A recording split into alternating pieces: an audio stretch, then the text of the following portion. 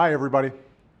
A few days ago, I unveiled a new national plan to confront the growing threat of a changing climate. Decades of carefully reviewed science tells us our planet is changing in ways that will have profound impacts on the world we leave our children. Already we know that the 12 warmest years in recorded history have all come in the last 15, and that last year was the warmest in American history. And while we know no single weather event is caused solely by climate change, we also know that in a world that's getting warmer than it used to be, all weather events are affected by it. More extreme droughts, floods, wildfires, and hurricanes.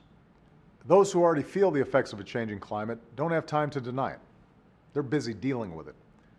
The firefighters who brave longer wildfire seasons, the farmers who see crops wilted one year and washed away the next, Western families worried about water that's drying up. The costs of these events can be measured in lost lives and livelihoods, lost homes and businesses, and hundreds of billions of dollars in emergency services and disaster relief.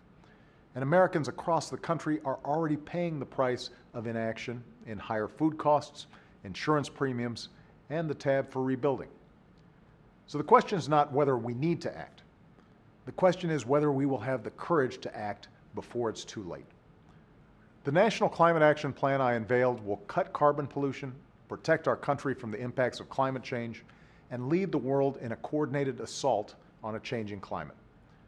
To reduce carbon pollution, I've directed the Environmental Protection Agency to work with states and businesses to set new standards that put an end to the limitless dumping of carbon pollution from our power plants.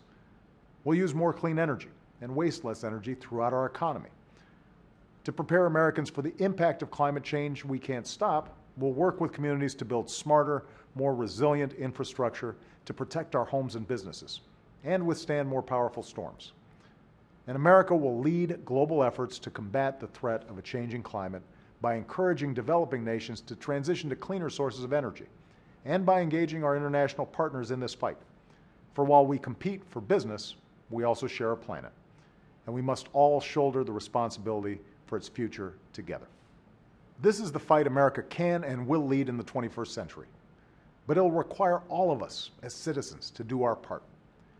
We will need scientists to design new fuels and farmers to grow them.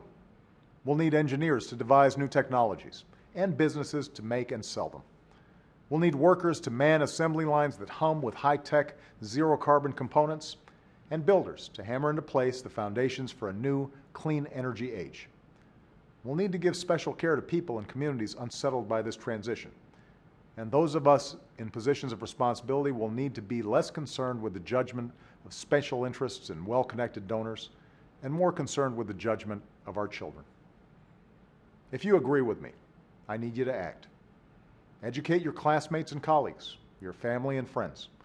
Speak up in your communities. Remind everyone who represents you at every level of government that there's no contradiction between a sound environment and a strong economy, and that sheltering future generations against the ravages of climate change is a prerequisite for your vote. We will be judged as a people, as a society, and as a country on where we go from here. The plan I've put forward to reduce carbon pollution and protect our country from the effects of climate change is the path we need to take. And if we remember what's at stake, the world we leave to our children, I'm convinced that this is a challenge that we will meet. Thanks, and have a great weekend.